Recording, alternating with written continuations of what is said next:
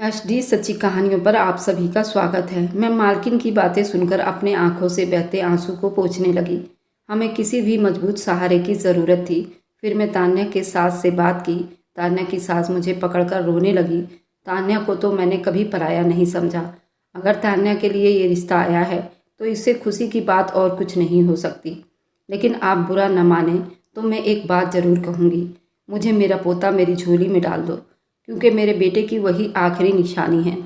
तान्या ने भी अपने सीने पर हाथ रखकर इस फैसले को स्वीकार कर लिया था और अपना बेटा उसकी दादी को सौंपकर मालकिन के बेटे कार्तिक की दुल्हन बन गई। और मैं भी तान्या के साथ रहने लगी। तान्या के पति कार्तिक ने तान्या के बेटे की पढ़ाई का खर्चा उठाना चाहा था और इससे अच्छी बात और क्या हो सकती थी। तान्या मेरे गले लगकर बहुत रो रही थी और कह रही थी, भगवान ने मेरे लिए बहुत अच्छा सोचा था, इसलिए मेरी इतनी परीक्षाएं ले रहा था। पहले क्या थी और अब क्या बन गई। आज मेरी बेटी के नौकर चाकर के बराबर भी मेरा बेटा नहीं। वे दोनों पति पत्नी हम दोनों से बहुत शर्मिंदा है और कभी हमसे नज़रें भी नहीं मिला पाते। मेरी कहानी यहाँ से शुरू हुई थी। मेरा बेटा लाखों में कमाता तो मुझे भी कुछ पैसे खर्चा करने को देता।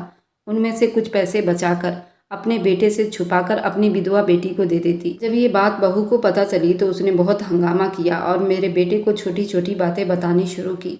मैं उससे पैसे चुराकर बेटी को देती हूँ। ये सुनते ही बेटा भड़क गया और बोला, मेरे पास इतनी कमाई नहीं है कि मैं सबको बांटूं। और फिर मुझे मेरी बेटी के पास भेज दिया। मजबूर होकर मैं और मेरी बेटी बंगले में नौकरी करने लगे तो एक दिन बंगले का मालिक मेरी बेटी के साथ ज़बरदस्ती करने लगा। मैं डरकर अपने भगवान को याद करने लगी और भगवान से मदद मांगी तो अगले ही पल बेटी से बात कर रही थी कि अचानक मुझे कमरे की खिड़की के करीब एक खटका सा महसूस हुआ। तो मैं बोलते बोलते रुक गई और होठों पर उंगली रखकर इशारे से बेटी को चुप रहने को कहा। वह डरकर मेरी तरफ देखने लगी। घर में उस वक्त मेरी बहू के अलावा और कोई नहीं था जो खिड़की के साथ कान लगाकर हम दोनों माँ बेटी की बातें सुनता। मुझे उसकी छुपकर बातें सुनने वाली आदत बिल्कुल भी पसंद नहीं थी। मैं जानती थी वह हमारी बातें सुनती है और ख़ास तौर पर जब मेरी विधवा बेटी घर आती तो वह हमारी हर छोटी छोटी एक्टिविटी पर नज़र रखती। यही वजह थी कि मैं अपनी ही बेटी से खुलकर बात नहीं कर पाती थी, क्योंकि वह छोटी छोटी बातों का बतंगड़ बनाना खूब जानती थी। लेकिन जब से मुझे उसकी फितरत पहचान हुई तब से ही मैं कोशिश करती थी कि उसके सामने कोई ऐसी बात ना हो जिससे नौबत लड़ाई झगड़े तक आए, क्योंकि मैं लड़ाई झगड़ों से बहुत दूर रहना चाहती थी। मैंने अपनी ज़िंदगी बड़ी आराम के साथ गुजारी थी। मेरा पति तो जवानी में ही मुझे छोड़कर चल बसे थे। मैं अपने दोनों बच्चों को बड़े परेशानियों में पाला था। ये तो भगवान की कृपा थी कि मेरा बेटा बड़ी जल्दी जवान हुआ, अपने पैरों पर खड़ा हो गया और आज वह लाखों में कमाता था। मैं उसकी शादी करना चाहती थी क्योंकि अपने पति के परिवार वालों को मैं बहुत अच्छे से जान गई थी। ये सब चढ़ते सूरज को नमन करने वाले लोग हैं। जब हम गरीब थे, हमारा कोई सहारा भी नहीं था, तो उस वक्त ये लोग हमसे दूर भागते थे। और अब जब सबको पता चल गया मेरा बेटा अच्छा खासा कमाता है, हमारा रहन सहन बदल गया है, तो मेरी देवरानियाँ जेठानियाँ मेरे घर के चक्कर लगाते ना थकती थी। मैं चाहती थी अपने रिश्तेदारों से अपने बेटे को दूर रखूं, क्योंकि ये बहुत जल्द फूट डालने में कम नहीं थे। लेकिन मेरे सोचने से क्या होता है, वही जो किस्मत में लिखा हुआ था। मैंने भी अपने बच्चों के लिए जो सोचा वो मेरी इच्छा के हिसाब से ना हो सका। बेटी की शादी मुझे देवरानी के मायके में करनी पड़ी, क्योंकि उसका रिश्ता ढूंढते ढूंढते मैं थक चुकी थी। तभी मेरी देवरानी ने ये रिश्ता मुझे बताया और बेटे ने पड़ोस के ही लड़की से शादी करने का फैसला किया। मैंने उससे बहुत समझाया, लेकिन उसने मेरी एक ना मानी और जिद पकड़ गया, मुझे नगीना से ही शादी करनी है। रोहन मेरा इकलौता बेटा था। मैं उसकी मर्जी के खिलाफ भी नहीं जा सकती थी। मरती क्या ना करती। हार मानकर मुझे नगीना से शादी करनी पड़ी। मेरे बेटे ने खुशी खुशी ये शादी की। नगीना की माँ बहुत चालाक थी। नगीना की माँ अपने मायके में ही रहती थी। वो मेरी ननद की अच्छी खासी सहेली थी। उसने अपनी भाभी का जीना हराम कर रखा था। इधर मेरी नंद भी वैसी ही थी। वे अपनी माँ की फोटोकॉपी थी। उसकी कैंची जैसी चलती हुई जुबान देखकर वह वक्त याद आया जब मैं ब्याह कर ससुराल में आई थी। उस वक्त उसकी शादी नहीं हुई थी और इधर नगीना की माँ भी कमारी थी। ये दोनों मुझे फूटी आँख भी ना सुहाती थी।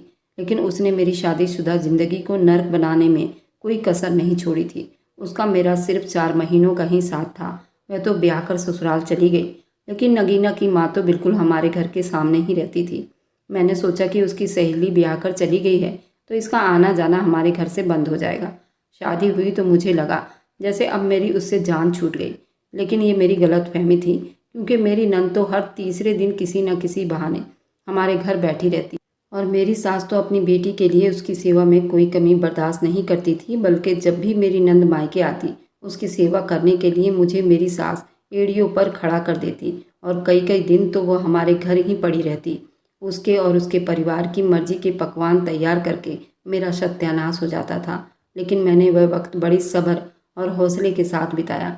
मेरे सास ससुर की मृत्यु हो गई तो मेरा उससे हमेशा के लिए पीछा छूट गया, लेकिन मैं नहीं जानती थी उसकी सहेली तो हमारे घर के सामने रहती थी, जिसने हमारे घर पर नज़र जमा रखा था। अब नंद तो आए दिन हमारे घर नहीं आती थी।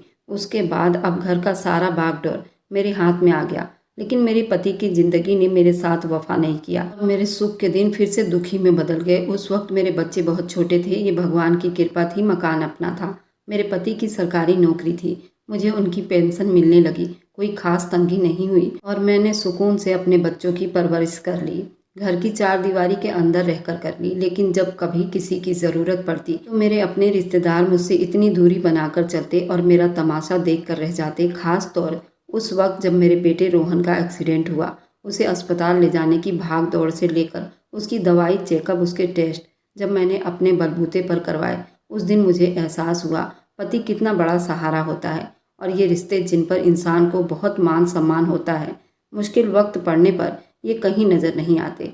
उसके बाद से ही मैंने अपने दिमाग में ये बात बैठा ली थी, मुझे किसी के ऊपर अब भरोसा नहीं करना, बल्कि बहादुर बनकर ज़िंदगी बितानी है। भगवान की कृपा थी, ये समय भी निकल गया। जब मेरे बेटे रोहन की नौकरी लगी तो मुझे लगा कि मेरे सारे दुख दूर हो जाएंगे, लेकिन जब रोहन ने जॉब लगते के साथ ही उसने नगीना से शादी की बात की तो मैं परेशान हो गई। मुझे लगा कि वे सारे सपने जो मैंने देखे थे अब वो मिट्टी के ढेर हो गए थे। रोहन को बहुत समझाया, लेकिन भगवान न जाने उन्होंने रोहन को ऐसा क्या घुट्टी पिला दिया। वह अपनी विधवा माँ की कोई बात सुनने को तैयार नहीं था, तो उसके खुशी के खातिर नगीना से बेटे की शादी करनी पड़ी। शादी के पहले दिन से लेकर अब तक उसका व्यवहार देखकर मुझे कभी कभी एहसास होता मेरा मुश्किल वक्त तो अब शुरू हुआ है। मैंने अपनी बेटी की शादी भी कर दी। वो बहुत सीधी सादी लड़की थी, वह लड़ाई झगड़ा से दूर भागती थी। जब भी मुझसे मिलने के लिए आती, मेरी बहू नगीना उससे मुंह बनाकर कमरे में बंद होकर बैठ जाती। उसको मेरी बेटी का आना जाना पसंद नहीं था। एक दिन मेरी बेटी तानिया ने कहा, मम्मी मैं जब भी आती हूँ भाभी का मूड खराब हो जाता है, वह आपसे बातों बातों में उलझती रहती हैं, तो अब मैं नहीं आऊँगी, आप ही आकर मुझसे देख जाया करें। तो उसकी बात सुनकर मैंने सिर हिला दिया और फिर ऐसे ही होने लगा। मैं ही जाकर तान्या को मिलाती थी। मेरी कोशिश होती थी कि मैं कोई न कोई चीज़ पकाकर उसके लिए लेकर जाऊं, लेकिन मेरी बहू को ये बात भी पसंद न आती थी। घर में लड़ाई झगड़े से बचने के लिए मैं उसके लिए कुछ भी पकाकर नहीं लेकर जाती थी, लेकिन रोहन जो पैसा मुझे अलग से देता उससे मैं कुछ बचत करके बाजार से कुछ चीज़ खरीद कर उसके लिए ले जाती और उसके घर में पकाकर उसको दे देती। लेकिन मेरी बेटी का मुकद्दर भी मेरी तरह ख़राब निकला। उसका पति रेलवे में काम करता था। एक रेल एक्सीडेंट में उसकी मृत्यु हो गई तो वो मेरी तरह कम उम्र में विधवा हो गई।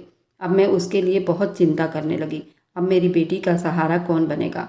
उसको भगवान ने किस परीक्षा में डाल दिया? मैं उसका गम दूर करने के लिए अपने साथ अपने घर ले आई, क्योंकि उसके ससुराल में बहुत बड़ा परिवार था और मेरी बेटी सबसे बड़ी थी और एक ही कमाने वाला उसका पति था जो अब इस दुनिया से जा चुका था। उसकी 4 ननद थी जो कि अभी छोटी थी। उसके यहाँ तो दुखों का पहाड़ टूट पड़ा। उसकी सास ने मुझसे हाथ जोड़कर कहा, मैं अब तुम्हारी बेटी का खर्चा नहीं उठा सकती और मेरे बेटे का पेंशन भी मुझे चाहिए, क्योंकि मेरी खुद की 4 बेटियां हैं और मैं भी विधवा हूँ और मैं कहाँ से इन सब का खर्चा पूरा करूँगी? आपका परिवार तो छोटा है, आप तो अपनी बेटी को अपने घर में रख सकती हैं। अब मैं उनसे क्या बताती? मेरे घर में तो मेरी चलती ही नहीं। मेरी बहू तो वैसे ही हम दोनों को देखना नहीं चाहती। उसे लेकर अपने घर आ गई। मेरी बहू ने तो घर में बवाल मचा दिया। मैं बहुत अच्छी तरह से बात जान गई थी कि उसे तान्या एक आंख भी नहीं भाती। वह ये चाहती थी किसी तरह तान्या यहाँ से चली जाए। मैंने कभी भी अपनी बेटी के लिए स्टैंड नहीं लिया था, लेकिन अब मुझे लगता था मेरे बोलने का वक्त आ गया है। मैं ये भी जानती थी मेरा बोलना किस तरह खतरनाक साबित हो सकता है, क्योंकि मैं अपने इकलौते बेटे को नगीना की मुट्ठी में देखती थी। वह शादी के बाद मेरा बेटा होकर भी मेरा बेटा नहीं था, बल्कि वह सिर्फ और सिर्फ अब नगीना का पति था। उसे घर में सिवा नगीना के कुछ भी दिखाई नहीं देता था और यही बात मेरे लिए बहुत दुख की बात थी। लेकिन मैं जानती थी कि बहू बहुत जल्द मेरी बेटी तान्या का रहना मुहाल कर देगी और ऐसा वक्त मेरी उम्मीद से भी ज़्यादा बेकार निकला। अब वो मेरी बेटी को उठते बैठते ताना देने लगी, पति मर गया तो दूसरी शादी कर लो, कब तक हम पर बोझ बनकर बैठी रहोगी। मेरी बेटी तान्या मेरी बहू की बातें सुनकर रोने लगती और कहती कि दुनिया वाले क्या कहेंगे, अभी पति मरे 1 महीना भी नहीं हुआ और मैं शादी कर ली। मैं अपने पति से बहुत प्यार करती थी और मैं ऐसा सोच भी नहीं सकती। मेरा एक बेटा भी है, भला एक बेटे की माँ के साथ कौन ब्याह करेगा, और अगर कोई कर भी ले वो मेरे बेटे को कभी स्वीकार नहीं करेगा और मैं अपने बेटे को अकेला छोड़कर अपनी ज़िंदगी की शुरुआत करने का सोच भी नहीं सकती। मैं अपनी बेटी की फीलिंग को बहुत अच्छे से समझती थी क्योंकि मैं खुद भी एक पढ़ी लिखी माँ थी और इस दुख से मैं गुजर चुकी थी। लेकिन मेरी बहू नगीना जिस बैकग्राउंड से संबंध रखती थी वहाँ दूर दूर तक पढ़ाई का कोई नामो निशान नहीं था। उसकी माँ भी बिल्कुल जाहिल गंवार थी और अपनी चालबाजियों और चालाकियों से ये सबका पत्ता काट कर रखती थी। अब बेटी भी उसके नक्शे कदम पर चलते हुए मेरे घर में मेरे ही बेटी के लिए चालाकियाँ चतुराई दिखा रही थी और चाहती थी जल्दी से जल्द वो मेरी बेटी की दूसरी शादी करवा दे ताकि वह इस घर से चली जाए। लेकिन अब मैं और ज़्यादा चुप नहीं रह सकती थी क्योंकि अब बात मेरा नहीं था, मेरी बेटी की खुशियों का था। उसका हक उतना ही था जितना मेरे बेटे का था। ये बात मैंने बातों बातों में अपनी बहू नगीना को समझाया तो उसने हंगामा खड़ा कर दिया। भगवान न जाने उसने मेरे बेटे से कौन सी उल्टी सीधी बातें की। वह अपनी बहन से बहुत बुरी तरह से पेश आया करता था और जब मैं उसे रोकने की कोशिश की तो पहली बार मोहित ने अपनी बीवी की वजह से मुझ पर हाथ उठाया। मैं तो बिल्कुल हैरान परेशान रह गई। मैं तो ऐसी बातें कभी सपने में भी नहीं सोच सकती थी। जिस बेटे को पालने के लिए मैंने अपनी जवानी त्याग दी, दूसरी शादी नहीं की, खुद थोड़ा खा लिया लेकिन उन्हें पेट भर खिलाया, अच्छा पढ़ाया लिखाया, अच्छा माहौल दिया, बेटा आज अपनी कम पढ़ी लिखी पत्नी के हाथों कठपुतली बनकर रह गया था। अपनी ही माँ और बहनों को नंगी गालियाँ दे रहा था। वह रात हमारे लिए तो कयामत की रात थी। मुझे तो चुप्पी लग गई। तान्या ने जब मेरी हालत देखी तो वह सारी रात मुंह छुपाकर रोती रही। सुबह हुई तो उसने एक बैग उठाया, उसमें अपने कपड़े डालने लगी तो मैं एकदम उठकर बैठ गई और उससे सवालिया नज़रों से देखने लगी कि ये क्या कर रही है, जबकि वो मुझे नज़रें चुराए चुप से अपने कपड़े तह करते हुए बैग में डालती जा रही थी। मुझसे रहा नहीं गया। मैंने सिसकियों में रोते हुए पूछा, तुम क्या कर रही हो, कहाँ जा रही हो? तो वो बोली, मम्मी आज भाई ने आप पर हाथ उठाकर ये साबित कर दिया वह जोरू का गुलाम है। पहले मुझे लगता था ये मेरा मायका है, लेकिन अब मुझे एहसास हुआ आप तो खुद अपने बेटे के घर में मेहमान की हैसियत से रह रही हैं। आपके तो अपने हाथ बंधे हुए हैं। आप भला मुझे घर में क्या हक दिलवाएंगी? इस घर में आपका ही रहना बड़ा मुश्किल है। मैं और ज़्यादा आपको मुश्किल में नहीं देख सकती, इसलिए मैं ये घर छोड़कर जा रही हूँ। मैंने परेशानी से उसे कहा, ये घर सिर्फ मोहित का ही नहीं तुम्हारा भी है। इतना कहा तो वह एकदम रोते हुए मेरी तरफ देखकर बोली, कल रात मैंने देख लिया मोहित भाई ने आप पर हाथ उठाया। उस वक्त मुझे समझ आ गई ये घर मेरा कितना है। बस रहने दो, जो जिंदगी के 4 दिन हैं सुख से आप भी गुजार ले और मुझे भी गुजारने दो। मैं अगर यहाँ रही तो हर दिन ऐसी लड़ाई झगड़ा देखकर मेरा तो दिमाग खराब हो जाएगा। सोचो मेरे बेटे पर इसका पूरा असर पड़ेगा। भले ही मेरे ससुराल में अब कोई कमाने वाला नहीं, मेरे पति का पेंशन है, उसी में मैं भी 2 रोटी खा लूँगी। भले ही एक टाइम भूखी सो जाऊँगी पर सुकून की ज़िंदगी बिताऊँगी। अपने बेटे को अच्छा माहौल दे पाऊँगी। मेरी सास में और मुझ में और ना ही मेरी नंदों में आज तक कोई झगड़ा लड़ाई हुआ है। मैं उन लोगों के साथ ही अपना गुजारा कर लूँगी। मैं उसे रोकते रह गई लेकिन उसने मेरी एक ना सुनी। अपने बेटे को उठाकर मेरे आंखों के सामने चली गई और मैं उसे रोक भी ना पाई। मैंने ये घर बड़ी मेहनत के साथ बनाया था। आज मेरी बहू नगीना के कंट्रोल में था, वही इस घर की मालकिन बन गई थी। तो मैंने भी इज्जत के खातिर अपना मुंह हमेशा हमेशा के लिए सी लिया। जब कभी हिम्मत होती तो बेटी को देख आती थी और जब हिम्मत जवाब दे जाती बस थोड़ी देर के लिए तान्या मुझसे मिलने आती। वह कभी भी यहाँ रात नहीं रुकती थी, बस थोड़ी देर के लिए आती और रात होने से पहले अपने घर चली जाती। लेकिन नगीना ये जानते हुए भी कि तान्या थोड़ी देर के लिए यहाँ आती है, कोई ना कोई ऐसी बात कर देती जिसे दिल को चुभ जाती। एक दिन तान्या बहुत परेशानी में मेरे पास आई। वह पति के मरने के बाद कुछ ही दिनों में सूख कर कांटा हो चुकी थी। उसका चेहरा बहुत कमज़ोर हो गया था, आंखों में अजीब सा कालापन छा गया था। मैं अपनी नाजों से पली बेटी को ऐसी हालत में देखकर बहुत ज़्यादा परेशान हो गई। उसके सर पर हाथ रखते हुए बोली, क्या बात है तान्या, तुम बहुत परेशान दिखाई दे रही हो, सब ठीक तो है ना? वह अपना होंठ काटते हुए बोली, माँ मैं बहुत परेशान हूँ।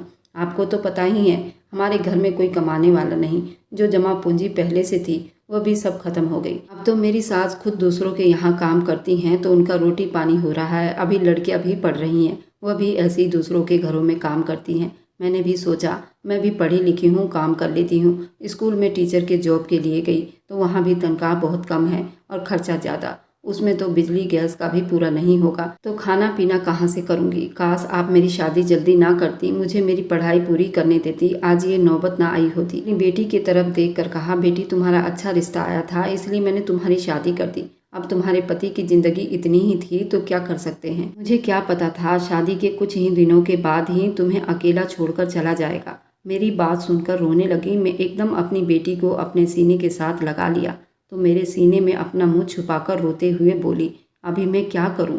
मुझे कुछ समझ नहीं आ रहा। हाथ बहुत तंग हो चुका है। मैं तो खुद 2-2 दिन भूखी रह जाती हूँ, लेकिन फिक्र मुझे मेरे बेटे की है। उसको अगर अच्छी खुराक नहीं मिली तो बहुत मुश्किल हो जाएगी। मैंने अपना सीना हाथ से पकड़ लिया और कहा, पगली तू ऐसी बातें क्यों कर रही है? अभी तो तेरी माँ जिंदा है। ऐसी हिम्मत ना हारो। तुम्हें तो भगवान की कृपा करनी चाहिए। तुम्हारा अपना घर है। कई औरतें तुम्हारी तरह हैं जो बेसहारा हैं, किराए के घर में रहने पर मजबूर हैं और दर दर की ठोकरें खा रही हैं। ऐसा करो, तुम यहाँ मेरे पास आ जाओ। ऊपर वाला मंजिल है, उसमें शिफ्ट हो जाओ। ये घर तुम्हारा भी है, उसमें तुम्हारा भी तो हिस्सा है। ऊपर वाले मंजिल में रहो और जाकर तुम भी काम करो। मैं तुम्हारे बेटे को संभाल लूँगी। पढ़ी लिखी हो, खूबसूरत हो, किसी भी फैक्ट्री में नौकरी कर लो। 12 घंटे की नौकरी में अच्छे पैसे मिल जाएंगे। तुम अच्छे से खा पी लोगी और तुम्हारे बच्चे का भविष्य भी बन जाएगा। अगर मोहित की पत्नी तुम्हें या तुम्हारे बेटे को बर्दाश्त नहीं करती, मैं लकड़ी का सीढ़ी का इंतजाम करती हूँ। तुम बाहर से ऊपर आ जाना, बाहर से ही घर में आना। तुम्हें मोहित की बीवी का सामना नहीं करना पड़ेगा। मेरी बात सुनकर वह अजीब उलझन में पड़ गई। मम्मी, मुझे कुछ समझ नहीं आ रही है। भाभी के बारे में तो आप अच्छी तरह से जानती हो। वह किसी न किसी बात को लेकर हंगामा खड़ा कर देंगी। उसकी बात सुनकर मैंने उसे तसल्ली दी। उसे कहा, सब भगवान पर छोड़ दो। अगर यूं ही मैं अपनी औलाद से डरने लग गई तो फिर जी ली जिंदगी। मैं तुम्हें अकेले तो नहीं छोड़ सकती। जब तुम्हारे पास कोई कमाने वाला नहीं, इतनी नन्ही सी जान को कैसे पालोगी? तो वो मेरी बात सुनकर परेशानी से खड़ी हुई। मैंने उसके हाथ 2000 रुपये रखे और उससे कहा, तुम इसमें गुजारा करो, भगवान ने चाहा तो सब ठीक हो जाएगा। तो वह चुपचाप चली गई। लेकिन जब से वह ऊपर गई थी मेरा दिल बहुत बेचैन था। मुझे लग रहा था जैसे कुछ होने वाला है। खिड़की के पास जो खटका हुआ था उस पर मेरा चौंकना बिना वजह नहीं था। जरूर मेरी खिड़की के पास मेरी बहू खड़ी थी। वह कमरे में बंद हो गई तो मेरा दिल तेजी से धड़कने लगा। बहू के तेवर देखने वाले थे। इस घर पर भगवान की कृपा हो। मेरा ध्यान बार बार भटक रहा था। थोड़ी देर के बाद ही उनके कमरे से ऊंची ऊंची आवाज़ आने लगी तो मुझे जिस बात का खतरा था वही होने लगा। मैं भगवान के मंदिर में पूजा करने में बिजी थी। मेरे कमरे में मोहित आ गया। अभी मैं भगवान से प्रार्थना कर ही रही थी, भगवान के आगे हाथ जोड़े हुए थे। हाथ जल्दी से नीचे की। मैंने अपनी बेटी मोहित की तरफ ध्यान दिया। अब ये वक्त भी आना ही था। अपनी औलाद के गुस्से से मुझे डर लगने लगा था। मम्मी, जो पैसे आपको देता हूँ आप तान्या को क्यों दे देती हो? मोहित ने एकदम सीधा सवाल किया तो मैंने हैरानी से उसकी तरफ देखा। फिर मुस्कुराते हुए बोली, वो मेरी बेटी है और तुम्हारी बहन है, उसका कोई और नहीं जो इस मुश्किल वक्त में उसके साथ खड़ा हो। तो मोहित ने सर झटक कर कहा, लेकिन मेरे पैसे आपको चुपके से देने की क्या मतलब? तो मैंने अपने आंसू रोकते हुए जवाब दिया, बेटा मैंने कभी चोरी नहीं की। तुमने मुझे जो पैसे दिए हैं मैंने कुछ अपने लिए रखे, बाकी अपनी बेटी को दे दिए ताकि उसका गुजारा हो सके। मैं तुमसे कुछ नहीं मांगती, बस अपनी बेटी की मदद कर रही हूँ। मैंने बहुत दर्द भरे शब्दों के साथ कहा। उसके सामने तान्या की बात रखी। शायद उसका दिल अपनी बहन की तरफ से पिघल जाए, मगर मोहित के चेहरे की खिंची हुई लकीरें मुझे बता रही थी उसे नगीना ने खूब पंप करके मेरे पास भेजा है और उसके दिल पर मेरी किसी भी बात का असर नहीं हो रहा था। नगीना खुद मोहित के साथ तो नहीं आई थी, लेकिन मैं जानती थी वह दरवाजे के बाहर खड़े होकर वह हम दोनों माँ बेटी की सारी बातें सुन रही थी। फिर मोहित एकदम अपनी भौं को उचकाता हुआ बोला, आज आपकी तान्या के बीच क्या मीटिंग हुई है? कुछ मुझे भी तो पता चले। उसका बोलने का अंदाज इतना जहरीला था, मेरे दिल में दर्द की टीसें उठने लगी थी। मैंने उसे अपने करीब बैठने को कहा और फिर धीरे से बोली, तुम मुझसे किस तरह बात कर रहे हो? मैं तुम्हारे साथ साथ उस बच्ची की भी माँ हूँ जो विधवा हो गई है और बेसहारा है। उसमें मेरा क्या कसूर है? हमने तो उसको कहा था अपना बेटा हमें दे दो, हम उसे पाल लेंगे, उसकी सारी जिम्मेदारी उठाएंगे। लेकिन उस वक्त उसकी बड़ी ममता जाग गई, खुददार बन गई। लेकिन अब मेरे ही पैसे लेते हुए उसकी खुददारी कहाँ जाती है? तो मैं उसकी बात पर अफसोस में सर हिलाते हुए बोली, मोहित तुम नहीं बोल रहे तुम्हारे मुंह में तुम्हारी पत्नी की जुबान बोल रही है। अरे उसे कहो, अगर उसे बच्चों का इतना ही शौक है तो अपना बच्चा पैदा करे। तुम्हारी बहन के पास बच्चों की लाइन थोड़ी लगी हुई है। ये उसके पति की आखिरी निशानी है, उसके बुढ़ापे का सहारा। भला वह अपनी औलाद तुम्हें कैसे दे सकती है? कोई इतना आसान है? अगर उसका पति जिंदा होता तो फिर तो चलो एक उम्मीद थी, और बच्चा हो जाता, वह तुमको अपना बच्चा दे देती। लेकिन अब तो उसका पति भी नहीं, बस उसका एक ही सहारा उसका बच्चा है, जिसे देखकर वह जीती है। तुम्हें ऐसी बात कहनी तो बहुत दूर की बात है, सोचनी भी नहीं चाहिए। तो मेरी बात सुनकर वह भी भड़क गया, एकदम गुस्से से बोला, खाने के लिए घर में आटा नहीं है, ऐसे में औलाद की जिम्मेदारी उठाने की बातें उस पर जचती नहीं। हमारी अब तक औलाद नहीं हुई है तो सोचा था कि अपनी बहन का बेटा लेकर पाल लूँगा। ये आइडिया भी मुझे आपकी बहू नहीं दिया था, जो आपकी नज़रों में हर वक्त खटकती रहती है। इस बहाने हम उसके बेटे को पालेंगे और उसकी जिम्मेदारी भी पूरी उठाएंगे। लेकिन आप लोग इस पर भी राजी ना हुए। लेकिन मेरे पैसे बर्बाद करने में हर वक्त तैयार रहती हो। उसकी बात सुनकर मेरा दिल रोने लगा था। मुझसे बर्दाश्त ना हुआ तो मैंने एकदम बहू को टोक दिया और कहा, बहू ये मेरे और मेरे बेटे के बीच की बात है, ठीक रहेगा कि तुम इस कमरे से चली जाओ। वह एकदम हाथ नचाते हुए बोली, ये आपका बेटा ज़रूर है, लेकिन मेरा पति भी है, और मैं अपने पति की कमाई हुई दौलत को यूं लुटाने नहीं दूंगी। क्या हुआ जो मेरी औलाद नहीं, लेकिन इसका ये मतलब नहीं कि हमारे खर्चे नहीं। और एक और बात भी इन माँ बेटियों की सुन लो। तुम्हारी माँ अपनी बेटी को ये राय दे रही थी कि ऊपर वाले मंजिल में आकर शिफ्ट हो जाए और अपना घर छोड़ दे और अपनी ज़िंदगी आराम से बिताने वाले को कोई ये बताए। हम तो आजकल ऊपर वाले मंजिल को खुद ही किराए पर लगाने वाले हैं। भाई हाथ काफ़ी तंग हो गया है, तो क्यों ना ऊपर वाले मंजिल को किराए पर लगाकर अपने सहूलियत पैदा करें। बाकी उन्हें समझा दें, ऊपर वाला मंजिल हम उसे किसी हाल में भी नहीं देंगे। तो मोहित एकदम अपनी बीवी की तरफ हैरानी से देखा, बोला, ये कब की बात है? आपकी बहन तान्या यहाँ आई थी और इन दोनों के बीच ये मीटिंग हुई है कि वह यहाँ पर आकर ऊपर वाले मंजिल में रहेगी। वह एकदम मेरी तरफ गुस्से से देखकर बोला, क्या ये बात ठीक है मम्मी? आपने उसे ये राय दिया है वह यहाँ पर आकर ऊपर वाले मंजिल में रहेगी? मैं एकदम से परेशान हो गई। फिर धीरे से बोली, मोहित, घर जितना तुम्हारा है उतना उसका भी है। तुम निचले वाले मंजिल में रहो और वह ऊपर वाले मंजिल में रहेगी, ताकि उसका अपना गुजारा हो सके। वह इस वक्त बहुत परेशान है। अगर वह यहाँ रहेगी तो उसमें कोई बुराई नहीं, उसमें बहुत बड़ी बुराई है जो आपको नज़र नहीं आ रही। कारोबार में भी बहुत घाटा चल रहा है, मेरे कितने पैसे फंसे हुए हैं। मैंने सोचा था ऊपर वाले मंजिल किराए पर दूंगा। मैं इस घर का बड़ा बेटा हूँ, पूरे घर का खर्चा चला रहा हूँ, तो मुझसे पूछे बगैर आप इतना बड़ा फैसला कैसे कर सकती हो? हमारे साथ रहो, लेकिन ऊपर वाला मंजिल मैं उसको किसी भी हाल में नहीं दूंगा। इस घर में उसका भी हिस्सा है मोहित, तुम उसे कैसे मना कर सकते हो? अब उसका यहाँ पर कोई हिस्सा नहीं। उस हिस्से की जगह हमने उसे ठीक ठाक दहेज दिया था, बस काफ़ी है। दहेज तो उसका हक था, वह तो देना ही था, लेकिन इस घर पर भी उसका हक है, ये बात समझनी होगी। एकदम भिनाता हुआ बोला, बस मुझे लेक्चर देने की ज़रूरत नहीं है मम्मी, मैंने जो कह दिया सो कह दिया। अगर आपने यहाँ रहना है तो आपको मेरे वसूलों के हिसाब से ज़िंदगी बितानी पड़ेगी, वरना एकदम चुप हो गया। तो मैं चौंक कर उसकी तरफ देखा, वरना क्या मोहित, अब चुप क्यों हो गए? वह बिल्कुल बेशर्मी से बोला, वरना आप तान्या के पास चले जाइए। फैसला कर चुका था। उसने ऐसे बोले तो मेरे पैरों तले से ज़मीन निकल गई। मेरा बेटा मुझे मेरे ही घर से निकलने को कह रहा था। ये सीख उसकी पत्नी ने दी थी। उसके आंखों पर पट्टी बंधी थी। उसे अपनी माँ और इकलौती बहन कहीं भी नज़र नहीं आ रही थी। मैंने नगीना की तरफ देखा तो वह जीत की नज़रों से मेरी तरफ देखते हुए कमरे से चली गई। आज तो उसकी चाल में भी गुरूर था। गम से मेरे होंठ कांप रहे थे। मोहित को कुछ कहना चाह रही थी, वह भी एक झटके से उठकर बाहर चला गया। तो मैं फूट फूट कर रोने लगी। कैसी किस्मत थी मेरी, मैं अपनी बेटी को उसका हक दिलाते दिलाते खुद बेघर हो रही थी। अगर यहाँ रहती तो विधवा बेटी भी मेरे गम को देखकर तड़प जाती, और अगर वहाँ जाती तो सर छत से भी जाती और मैं बहुत मुश्किलों में घिर जाती।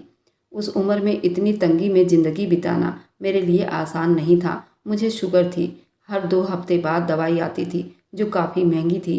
बेटी के घर होने का मतलब तो ये था, मोहित जो थोड़ी बहुत मेरी केयर करता था वह बेटी के घर जाने के बाद मेरी सारी जिम्मेदारियों से भी मुक्त हो जाता। अजीब परेशानी में ज़िंदगी बीत रही थी, समझ नहीं आ रही थी मैं क्या करूं। तान्या अगर यहाँ भी आ जाती तो आए दिन मेरी बहू से परेशान करती रहती, लेकिन मेरा बेटा अपनी बहन की मुश्किलों को बढ़ाने पर लगा हुआ था। मैं इतनी बेबस थी, घर की मालकिन होने के बावजूद भी इस घर में मेरी कोई बात नहीं मानी जा रही थी।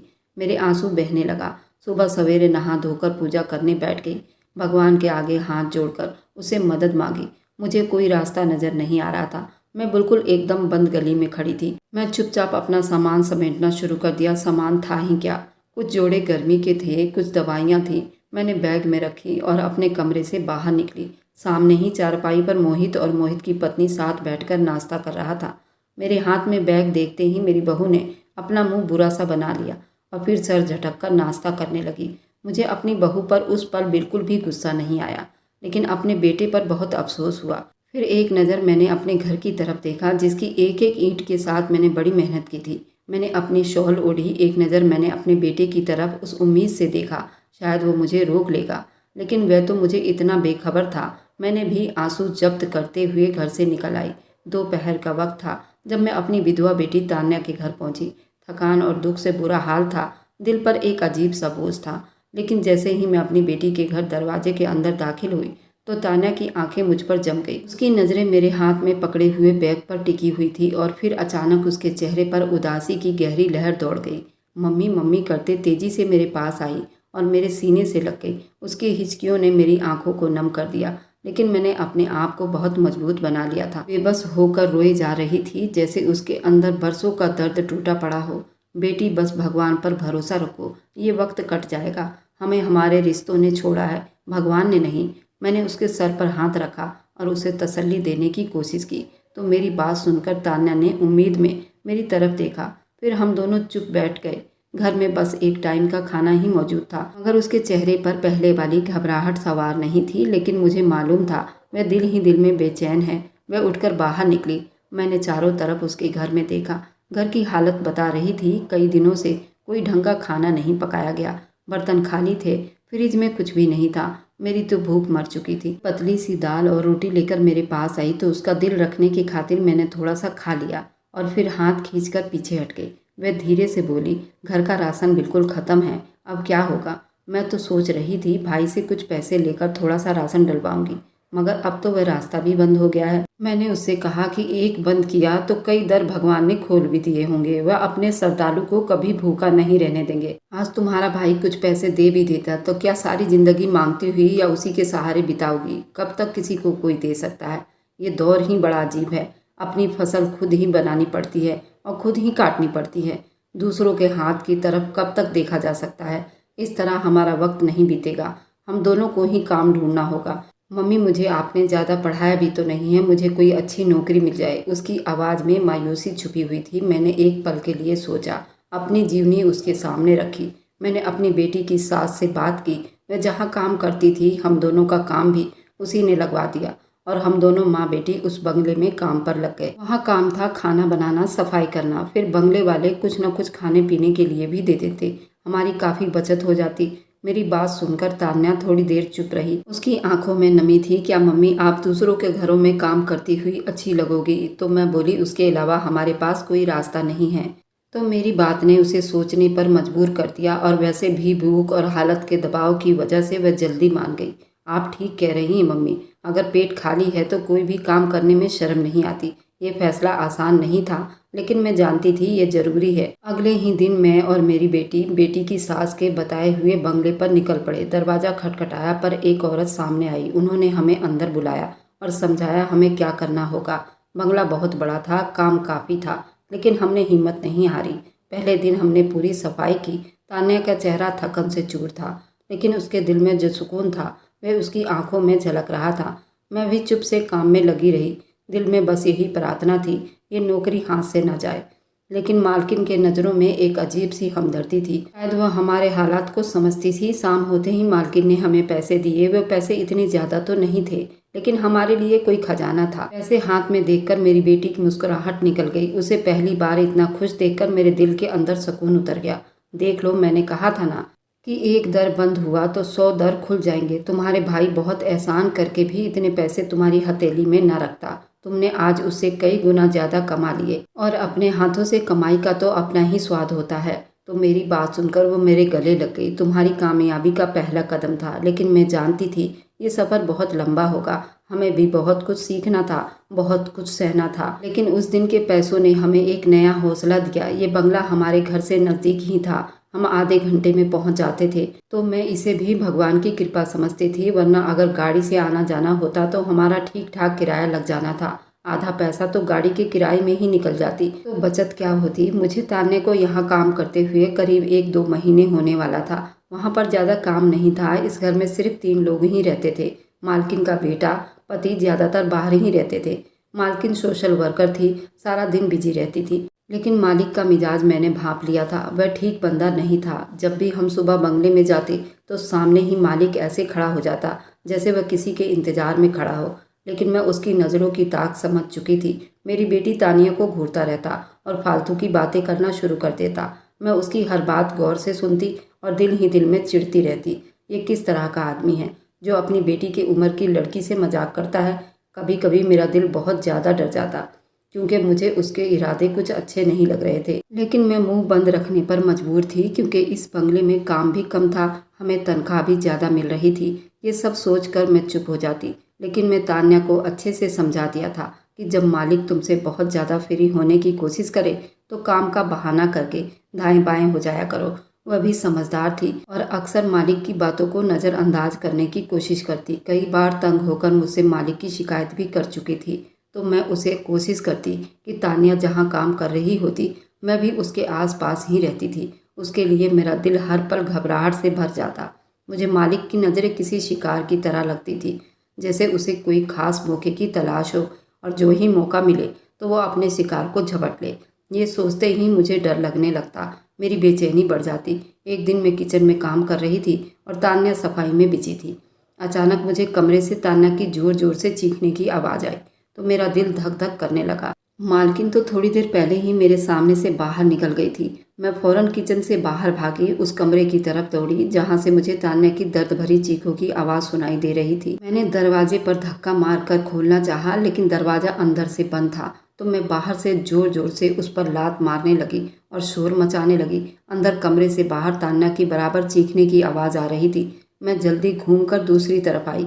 यहाँ खिड़की खुली हुई थी। यहाँ अंदर का मंजर देखकर तो मेरे पैरों के नीचे से जमीन ही निकल गई थी। मालिक ने कमरे के अंदर मेरी बेटी का बाजू पकड़ा हुआ था और उसे जबरदस्ती अपने करीब खींचने की कोशिश कर रहा था। मैंने आगे बढ़कर चीख कर कहा, छोड़ दो मेरी बेटी। वह मेरी तरफ देखा, लेकिन उसके चेहरे पर कोई डर दिखाई नहीं दे रहा था, बल्कि उसके चेहरे पर एक शैतानी मुस्कुराहट थी। अन्य मुझे देखकर मचल गई। मुझे रो रो कर पुकार रही थी, लेकिन मैं एक बेबस माँ की तरह खिड़की के सामने लगे ग्रिल को जोर जोर से धक्का मार रही थी। लेकिन वह ग्रिल तो लोहे की थी, उसे क्या फर्क पड़ना था। उसी समय बेबस होकर जोर से आंगन में लगे हुए तुलसी मैया को देखकर बुलाया कि हमारी मदद करो, क्योंकि उसके अलावा मुझे और कोई रास्ता नजर नहीं आ रहा था। अचानक मालिक का बेटा वहां पर आ गया। ये बस भगवान की कृपा ही थी। ये मंजर देखने के बाद वह गुस्से से आग बबूला हो गया। मैं जल्दी से दरवाजे के लॉक को चाबी से खोला और कमरे में जाकर उसने तान्या को अपने बाप से छुड़ाया। मैं भी जल्दी उठकर कमरे में आई। तान्या मुझे देखते ही मेरे गले से लिपटकर रोने लगी। मालिक के बेटे कार्तिक ने अपने बाप को बहुत बुरा भला सुनाया और फिर वह हमें लेकर बाहर आ गया। मेरी बेटी तान्या थर थर काँप रही थी, जबकि मेरा दिमाग भी बिल्कुल काम नहीं कर रहा था। तो कार्तिक हम दोनों माँ बेटी को तसल्ली देने लगा। जो कुछ भी हुआ उसके लिए मैं आपसे माफ़ी मांगता हूँ। वो बहुत शर्मिंदा लग रहा था। वह चाहता था हम यहाँ थोड़ी देर और रुक जाएं, तो वह हमें खुद घर छोड़कर आएगा। लेकिन मैं वहाँ कहाँ रुक सकती थी, ज़्यादा रिस्क नहीं ले सकती थी। मैंने तो तान्या को पकड़ा और बगैर कुछ कहे सुने वहाँ से निकल आई। दिल तो चाहा कि पुलिस में जाकर उसके खिलाफ रिपोर्ट लिखा दूँ, लेकिन फिर सोच कर चुप हो गई। आखिर हमारी हैसियत उनके सामने क्या है। घर पहुंचने के बाद तान्या रोने लगी तो मैं भी अपना सर पकड़कर बैठ गई और ये सोचने लगी कि हम तो पेट की आग में कमाने के लिए निकले थे और हमारे साथ ये सब क्या हुआ। अगर मालिक का बेटा समय पर ना पहुंचता तो तान्या को तो मैं नहीं बचा पाती। कार्तिक की वजह से आज मेरी बेटी की इज्जत बच गई, वरना आज तो कोई चांस नहीं था। शैतान तो हर हाल में मेरी बेटी की इज्जत को बर्बाद कर डालता। जितना ही उस हादसे को सोचती रहती उतना ही मेरा दिल घबरा रहा था। काफ़ी देर के बाद जब हम ठीक ठाक हुए, फिर से पेट की भूख का गम हमें सताने लगा।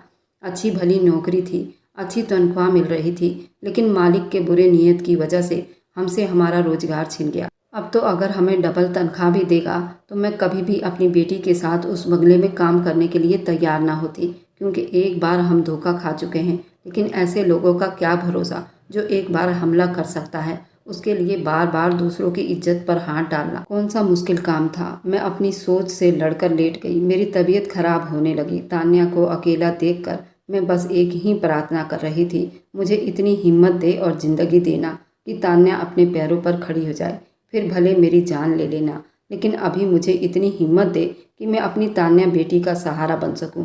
एक बार सोचा ये सारी बातें अपने बेटे को बताऊं कि हम कितने बड़े मुसीबत में हैं, लेकिन फिर सोचा कोई फ़ायदा नहीं। उसमें अगर इतना एहसास होता तो वो मुझे घर से निकलने ही ना देता।